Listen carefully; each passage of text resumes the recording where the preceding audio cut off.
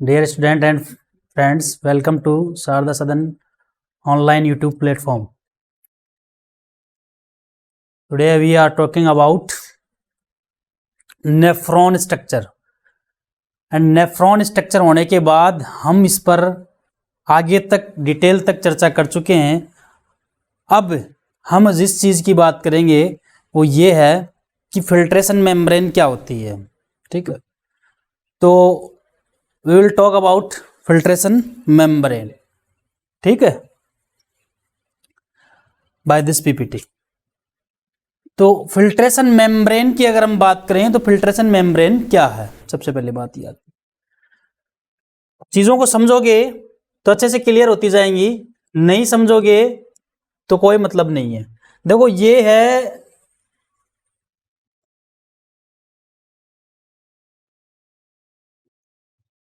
Bowman capsule, मैं short में लिख रहा हूं, क्या है बोमेन कैप्सूल। और यहां आप देखोगे तो ये आ गई आपकी एफरेंट आर्टियोल, क्या कहोगे इसको हिंदी में। और अच्छा हिंदी का छोड़ो, इंग्लिश में याद हो जाता है तो हिंदी मत बोला करो। और ये जो जा रही है वो इफरेंट आर्टियोल, ये थोड़ी पतली होती है, मैंने दोनों इसको ज्यादा बना दिया और इसको कम बना दिया। एनीवे ये एकदम नैरो होती है, पतली होती है, सकरी, और वो चौड़ी होती है। ठीक है, अब ये मेम्ब्रेन, ये जो ब्लड वेसल्स है नीचे तक आ रही हैं, जिसको आप ग्लोमेरुलस बोलोगे, क्या बोलोगे, ग्लोमेरुलस। अच्छा अब यहां पर आप क्या देखोगे, देखो यहां पर विशेष प्रकार की सेल होती हैं जिनको आप पोडोसाइट सेल कहते हो। ये सेल है, इनको आप क्या कर रहे हो, पोडोसाइट्स। ठीक है, अच्छा ये क्या है, कैपिलरीज है। कैपिलरीज मतलब केशिका है, तो केशिका की खुद की भित्ति नहीं होगी क्या, होगी ना, वो भी तो एक सेल ही है। तो इसके अंदर ये इसकी खुद की भित्ति है, कौन सा कलर लें, ये इसकी खुद की भित्ति है जिसको आप एंडोथीलियम कहोगे। दिख रहा है क्या ये, yes sir, no sir, anyway endothelium मैंने बोल दिया है, नोट कर लेना आप। ये एंडोथीलियम एक पोडोसाइट सेल्स, यहां सेल क्यूबिकला होती है। अब एंडोथीलियम और पोडोसाइट सेल के बीच एक मेम्ब्रेन और होती है, अलग कलर लेते हैं, कलर की कोई कमी नहीं है ना, अलग कलर लेते हैं। ये एक मेम्ब्रेन और होती है, किन किन के बीच, एंडोथीलियम और पोडोसाइट्स के बीच, इसको आप कहते हो बेसमेंट मेम्ब्रेन।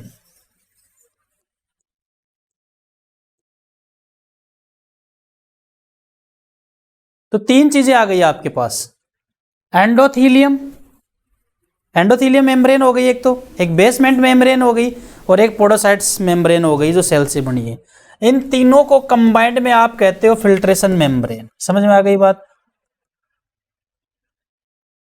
फिल्ट्रेशन मेम्ब्रेन, ये तीनों कंबाइंड में क्या कहलाएंगी, फिल्ट्रेशन मेम्ब्रेन। ठीक है, तो फिल्ट्रेशन मेम्ब्रेन में हमने किन चीजों की बात की भाई, एक तो आ गई क्या आपकी एंडोथीलियम, जिसको आप अंतःउपकला, छोड़ो हिंदी, एंडोथीलियम, और एक बेसमेंट मेम्ब्रेन, और एक पोडोसाइट्स। इन तीनों को आप कंबाइंड में कह रहे हो फिल्ट्रेशन मेम्ब्रेन, क्या कह रहे हो। अब ये तीनों लेयर लग के छलने का काम करेंगे और छानने का काम स्टार्ट करेंगी। समझ में आ गई बात, तीनों लेयर मिलकर, तीनों लेयर मिलकर। और यहां पर ये होते हैं स्लिट पोर, जो आपको मैंने पहले भी बताया था, स्लिट पोर होते हैं ना, यहां से छन छन के नीचे आ जाएगा। क्लियर, आपको फिल्ट्रेशन मेम्ब्रेन समझ में आया, रिवाइज करने की कोई आवश्यकता नहीं है। नेक्स्ट अगर हम देखें तो प्रेशर की बात करेंगे। यहां पर जो बोमेन कैप्सूल होता है, ऑब्वियसली आप एक चीज तो समझ गए होंगे कि जो छनने वाली जो चीज है वो प्रेशर के कारण छन रही है। तो यहाँ पे जो प्रेशर इंक्रीज होते हैं, उन प्रेशर का बायोलॉजिकल टर्म्स दे रखी है यहाँ पर कुछ, और जो बायोलॉजिकल टर्म्स दे रखी है उनको हम समझेंगे कि कौन कौन से प्रेशर इंक्रीज होते हैं। यहाँ पर जो EFP है, EFP, इसको बोलते हैं इफेक्टिव फिल्ट्रेशन प्रेशर। क्लियर बात? Effective filtration pressure, effective filtration pressure क्या कहते हैं? ये नेट प्रेशर होता है, कुल प्रेशर ये होता है। इसको हम निकालेंगे, कैसे निकालेंगे भाई? ये अपना बोमेन कैप्सूल और ये आ गई आर्टरी, आर्टरी आ गई है। तो सबसे पहले क्या होगा, यहां पे देखो GHP, ग्लोमेरुलर हाइड्रोस्टैटिक प्रेशर, क्या कहोगे आप इसको? ग्लोमेरुलर हाइड्रोस्टैटिक प्रेशर, याद हो गई? Glomerular hydrostatic pressure.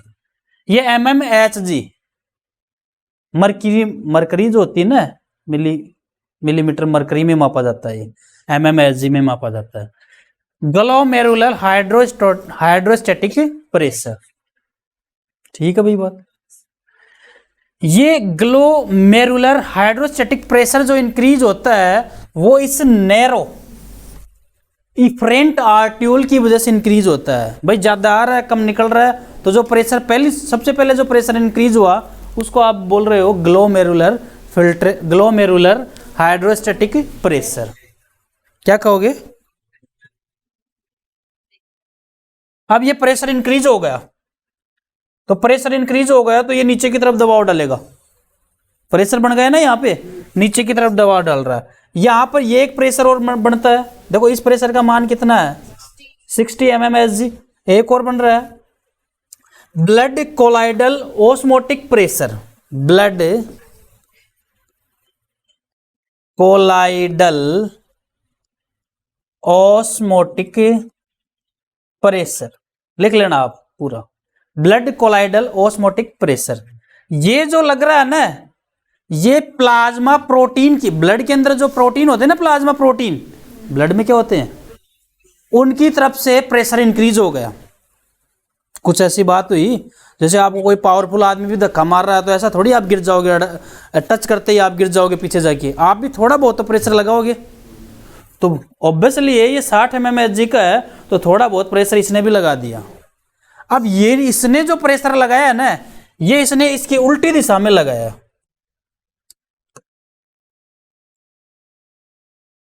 इसने जो प्रेशर लगाया है ये उल्टी दिशा में लगाया है। किसके अपोजिट लगाया है?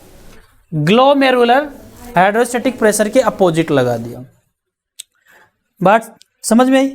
फिर एक प्रेशर और बनता है capsular hydrostatic pressure, capsular hydrostatic pressure. ये किसकी वजह से बना है? ये जो दर्व है इसके अंदर कैप्सुलर यही तो हुआ भाई। कैप्सुलर स्पेस कौन सा है इसमें? यही है। इसमें जो फ्लूइड भरा है इसने भी, ऐसे मान लो इसने भी डर के मारे उधर दाब लगा दिया, तो इसने भी इधर ही लगाया। समझ में आ गई? एक प्रेशर नीचे, बाकी दो प्रेशर उसकी तरफ। एक प्रेशर जो नीचे आ रहा है वो आ रहा आपका GHP, और दो प्रेशर जो उसकी तरफ लग रहे हैं वो एक तो प्लस, ठीक है?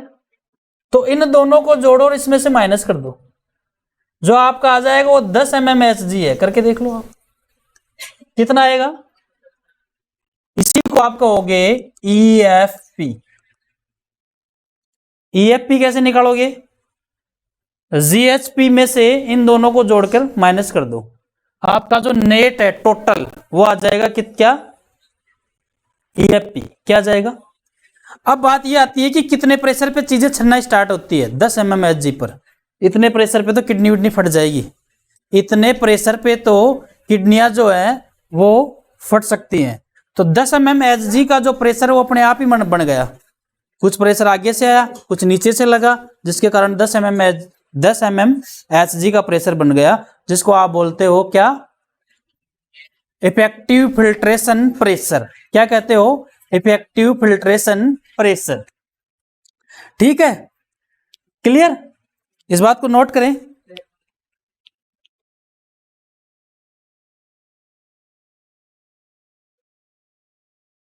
क्लियर, आ गई बात समझ में। तो ये प्रेशर इंक्रीज हुए हैं। चलो आगे, अब हम बात करते हैं काउंटर करंट मैकेनिज्म। किसकी बात करते हैं, देखो होने को ये सिंपल है, लेकिन ये बहुत सारे बच्चों को समझ में ही नहीं आता काउंटर करंट मैकेनिज्म, कि भाई काउंटर करंट मैकेनिज्म होती क्या है और काउंटर करंट मैकेनिज्म क्यों होती है। ठीक है, तो इस चीज को अच्छे से समझेंगे, समझ में नहीं आए तो आप रिवाइज करवा लेना, कोई दिक्कत नहीं है, लेकिन समझोगे आप अच्छे से। मैंने यहाँ पे 2 ट्यूब बनाई है। क्या बनाई है, 2 ट्यूब। इसमें एक तरफ चीज इधर जा रही है, फ्लो किसी भी चीज का, चाहे पानी का मान लो, किसी का भी है, चाहे करंट का मान लो, और एक तरफ फ्लो इधर है। तो फ्लो जो है वो अपोजिट हो रहा है, फ्लो जो है वो अपोजिट हो रहा है। काउंटर का मतलब यही होता है, अपोजिट। क्या होता है, एक तरफ इधर चीज आ रही है, एक तरफ इधर चीज आ रही है, इसको अपोजिट। अब यहां पर क्या बह रहा है, एक तो ग्लोमेरुलर फिल्ट्रेट और साथ में ब्लड।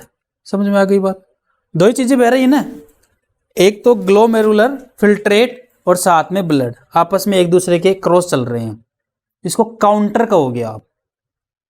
करंट का मतलब बहना, यहाँ पे करंट विद्युत वाला करंट नहीं है, करंट का मतलब बहना, मैकेनिज्म यानी विधि, तो काउंटर करंट मैकेनिज्म। समझ में आ गई बात।